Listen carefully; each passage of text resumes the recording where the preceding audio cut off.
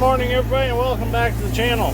So we got started laying some pipe this morning. It's been kind of tough because of this irrigation being built where it's at. I'm having to use Little Dick to dig under it because I just do not have any room to swing with the 200, so I had to get Little Dick. Now, a lot of you have asked me what I would use the grade awl for. Well, this is a perfect scenario for a grade awl because the boom stays out straight and lays flat on top of the machine and then telescopes out. So by it doing so and it laying flat, it would fit right under this irrigation and I would be able to dig with a bigger machine than Little Dick. But the grade awl's not here, of course, so we're going to work with what we have on site. So as soon as I get this run dug and we get to our elbow at the corner, I'll be able to dig away from the irrigation system and I'll be able to use the 200 again, which this bucket is only about a 36-inch bucket and it makes the trench pretty tight to work in. Where the 200, it's got a 48-inch bucket and it leaves us quite a bit of room to work.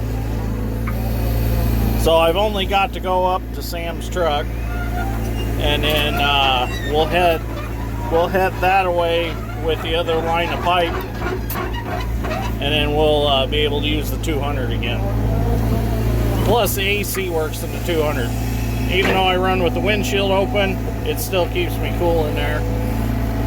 Little Dick's got air conditioning, but we haven't fixed that yet. That's one of the things that we're going to fix on this little hoe yet. That, and I want to convert him, I think, over to rubber tracks instead of steel tracks with rubber street pads. I think it'd be more handy with rubber tracks. Need to go back a little. So Nate's getting his first taste of laying pipe. We got we got 2 sticks in, and we got a riser in, all concreted in, so that's all done. Now from here on, we just have an elbow to put in, and then we won't have to do any more fittings till we get to the end. When we get to the end, we're going to do a T, and then we'll be doing another riser, and then we'll be heading north with a line of pipe. A lot of pipe to put in here, a lot of wire to put in too. So anyways, we'll get a little bit of video later on. And try to keep it a short video today. I know yesterday's video was pretty long, so we'll keep this a short video. Okay, so we're up to our connection that we have to make this curve here. We got these 2 elbows we got to connect all together to head straight back that way. So what I'm doing now is I'm cutting the right lengths of pipe. I got to take the grinder and I got to re-bevel them to put a beveled edge on them like this so that they all slide together into the gaskets without tearing the gaskets. Because as you can see, there's a rubber gasket in there. When this gets water pressure, it swells up and it seals the pipe up so that it doesn't leak. So I'm going to take grinder and start grinding. I got a lot of grinding to do. I need to buy a regular pipe beveler is what I need to do. So I'll make some video in about 20 minutes probably. Well, I got everything beveled. Everything's ready to go together. It didn't take me as long as I thought. So I need, like on SpongeBob where it narrates, this is like 4 hours later. That's what I need on my videos. But it only took me like 20 minutes. So got everything marked out where it goes to the gaskets. All we gotta do is slide all these fittings together, concrete them in, and then we can head that way. And from here on, it's smooth sailing. It's just one straight line of pipe until we get to the end, and we got a few more fittings, but it'll be easy from here on out for a little bit. Okay, so we got all our fittings put in, pipes all put together. We stacked our bags of concrete. Some guys dump them out. I like to just stack them like this. They'll harden up under here, and it's just the same as just pouring them around. Nice thing about this is if you have to fix a fitting eventually, you can kind of chip the chunks away instead of actually having it poured down around them and around the fittings and just a nasty mess. So this makes it a little better if there's ever something that needs to be repaired. So now Dad's strength's gonna get a little dick and he's gonna backfill all this. Nate and I are gonna start heading that away and laying some more pipe. So the worst is over, I think. But I haven't said it in this video, but yesterday's video I said the reason that we're coming around here like this with the pipe and wire is because of the trees. Them trees are already, well, they're about 4 years old now, and it takes 11 years to get a full-size Christmas tree. So we didn't want to dig through them and ruin them because it takes forever for them to grow back. So that's why we come out and around. It's money well spent to come out and around instead of digging across the trees. So, okay, I'm gonna get digging again.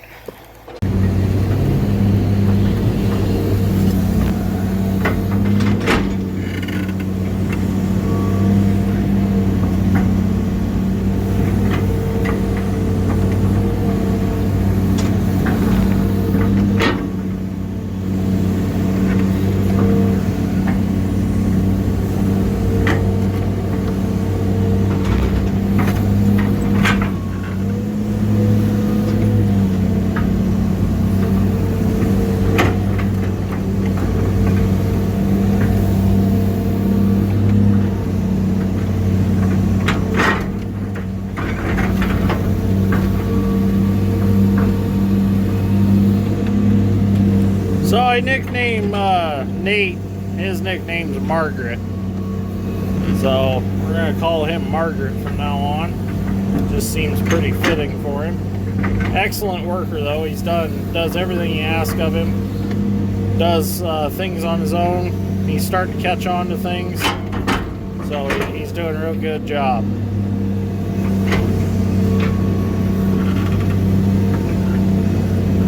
You know, he didn't have any experience in this when he started. He came and was willing to learn, so we taught him. And he's a quick learner. That's a good thing. You don't find that often these days anymore. Somebody that's willing to work and is a quick learner.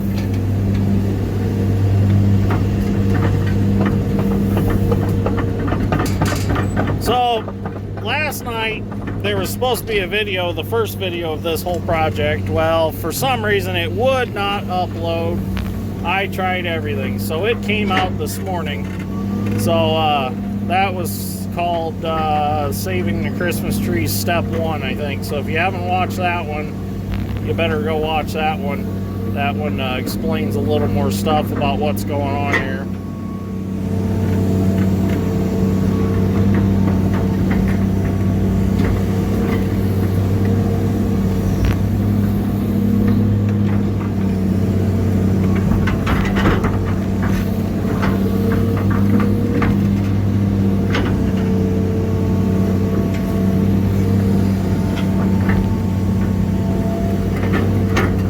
Little Dick's actually getting quite the workout on this project. He's done a lot of digging, really.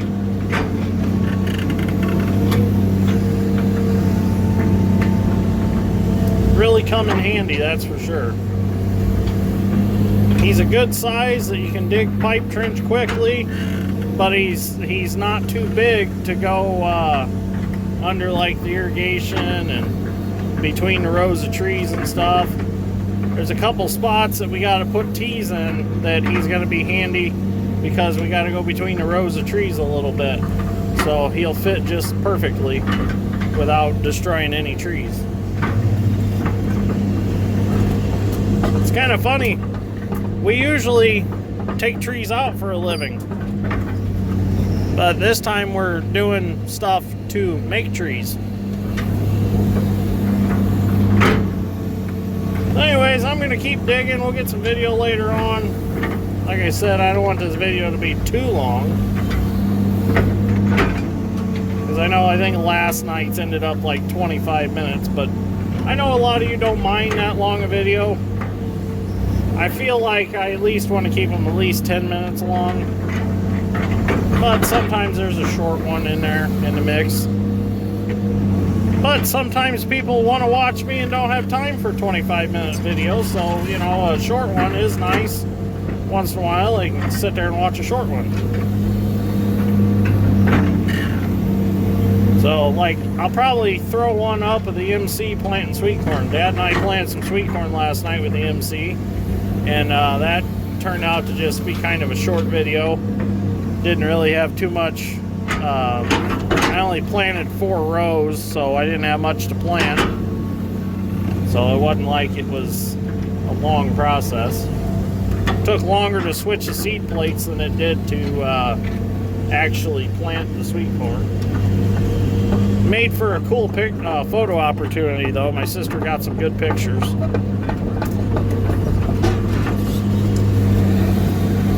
Okay, we'll get some video later on. It's just about lunchtime.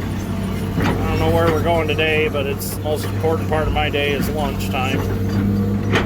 So, we'll get some video later.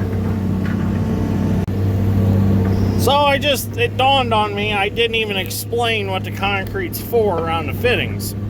So, the reason for the concrete is because this is all slip joint pipe. It all slips together, and it's just the friction and the tightness of the joints that keep it together. So at each end of the run, you have to put something to block the fittings so that the whole line of pipe can't blow apart, which it's not going to completely blow apart because you got the dirt holding it and everything else. But the fittings could pop off the ends if the ground is saturated and it allows the fittings to move in the ground or whatnot like that. So by putting the blocks of concrete at the ends, it keeps the fittings from sliding off the pipe, keeps everything tight, because when the irrigation comes up to pressure, and especially if the pressure spikes accidentally somehow, like let's say somebody turns the well, electric wells are bad for this because they're like an electric chainsaw. They're instant pressure, like an electric chainsaw is instant high torque. There's no revving it up to get it, you know, up to pressure, and then everything's pressurized. So like if you're using like a diesel engine on a power unit with a pump, what you're going to do is you're going to start your pump, snap your clutch in, and you're going to let that water line come up to pressure before you give it throttle. Well, with these electric pumps, there is none of that. As soon as they come on, it's instant high pressure, and it could possibly blow the lines apart. So that's why we block them at the ends. I mean, it's not high pressure that would blow the pipe apart. The pipe is rated for the pressure, but the slip joints could slide apart if it wasn't for those blocks of concrete in there. So if that makes sense. It's not like we glue all this pipe together. If it was all glued together, we probably wouldn't have to do that at all. But so each riser gets, unless it's a T riser, and it's just a T in a line, a T riser doesn't get any concrete. But an elbow, a 45, a 22, or just a blind riser at the end, they all get concrete around them so that they can't go nowhere. Oh, banged my bucket like a rookie. Well, there's some dirt stuck in it. So hopefully that answers that question for you. Okay, so we got to the part of the project where we got to save some of this pipe and reuse it to run another line since there's such a pipe shortage. So I've located it with a shovel, and I'm right above it with a bucket. Go ahead and scrape a little more dirt off of it. Now that I know exactly where it's at, do that without hitting it. So what I'm going to do is I'm going to dig on both sides of this hydrant right here, and I'm going to cut the pipe, because being it's all slipped together, I've got to get a start somewhere. So I'll just cut that hydrant out with Sawzall and I'll just have to re-bevel the ends of the pipe, being we're mid-line in the pipe. About the best place to get a start in it. If not, I'd have to dig up like 50 or 60 feet in each direction and bow the pipe up and then pull it apart. So I'm just going to dig down both sides of this. I'll hand dig the rest with the shovel. Get my saw out of the truck and cut the pipe out. I was hoping that there'd be a joint here somewhere closer, like under me, so that I could just slip it apart at that joint, continue running our new line of pipe through here, get all that connected, and then dig this out later. But it's just not going to work out to be that way. So, and I don't have much room because I got my rolls of wire right here behind me. So I'm going to have to get creative. I really need a little dick down here, but Dad's using him right now. So I'll just have to use this big hoe. Which is a little too big for what I'm doing here, but I'll make her work.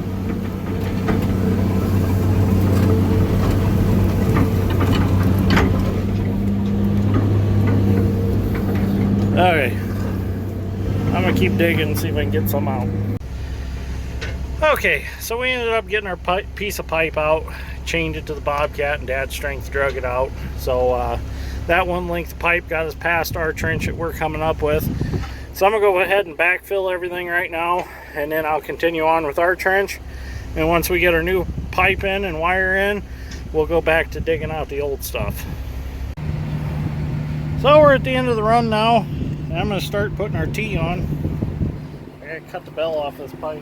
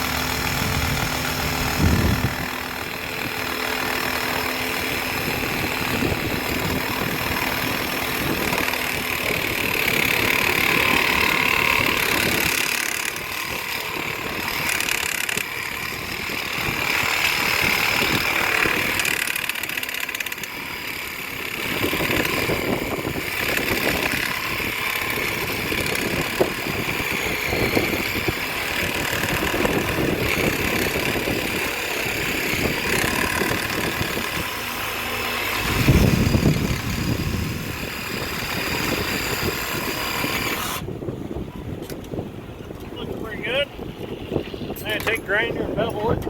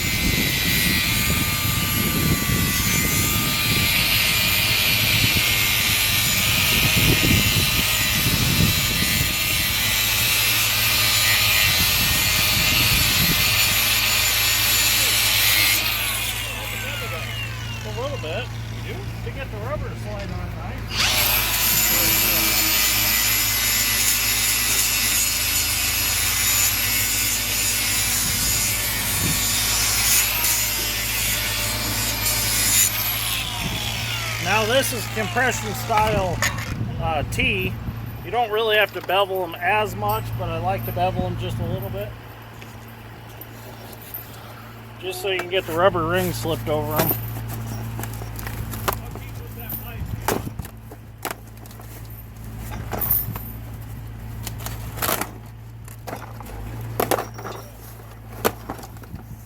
So this is our rubber. This is our ring. Ring goes on first. Rubber goes on like that.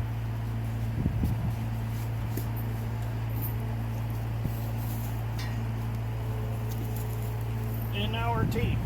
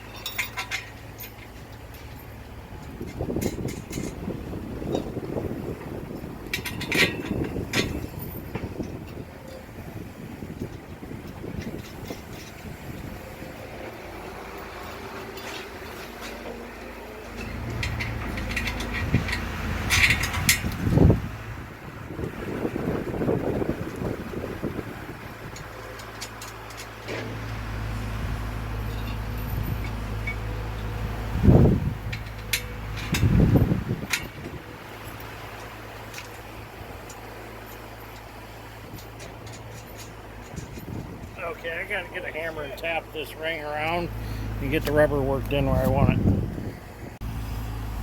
Okay, so I got my hammer.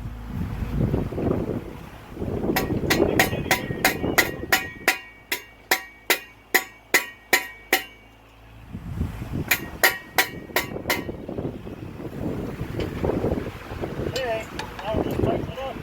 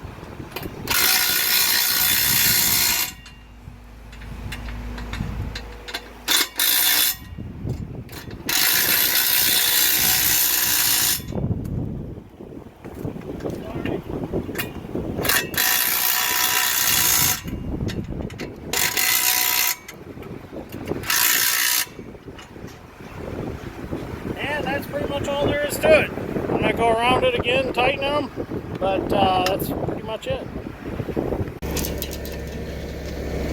Okay, so now we're going to pull some more pipe out, some more of the old stuff.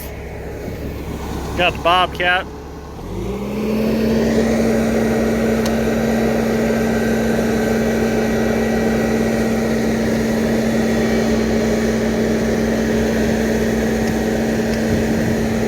Gotta get it just right or it won't slip apart. Go down a little more. Down.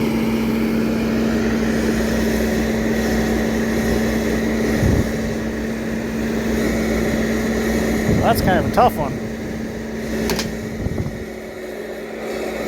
Oh, there it goes.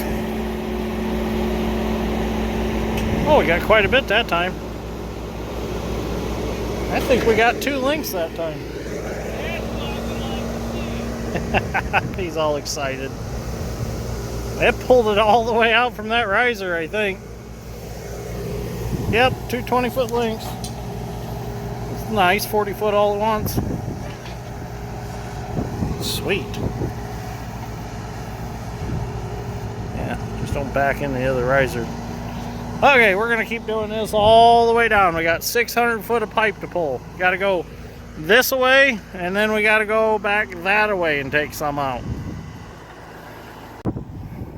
Well, that's going to be it for today. We got a bunch of the old pipe out. It's a pain in the butt pulling this stuff, but I mean, it's still usable. So we'll check it all over before we relay it. Some of it come out in 40-foot sections, which is nice. Some of it came apart in 20s, and then wherever there was little splices, it came apart. But we'll bring the dozer, we'll grade all this back off, and I'll retrench for the new line to go in because the new line has to go through here. So, and two, by pulling the old stuff out, you're not digging through it and busting it up the whole way and leaving little chunks of pipe. So, in a good way, it is nice to get it out so it's not contaminating the ground. So, we got our one riser put in up here. I'll show you. Let me walk over here real quick. We got our one riser put in. So that's going to be fed by the original well. They're going to put an electric pump in that well, and that well will also feed this line. So, and then from that T-riser over, there's going to be an elbow, and there's going to be a line that runs all the way up to their greenhouse, all the way up there. And then from this way, back towards the road, this will be hooked to the brand new well, which will supply water for all the 8-inch lines. So that old well just kind of helped. They wanted to just kind of use it once in a while, and that one will probably pump water for the greenhouse. But for the irrigation, the new well is going to feed those. So anyways, we're going to head home. We got some stuff we're going to do around the shop. Take a break for a while and do some stuff. So anyways, if you enjoyed this episode of Dirt Grain Steel, give me a like and subscribe. I'd greatly appreciate it. I'll see you all in the next one. Thank you for watching.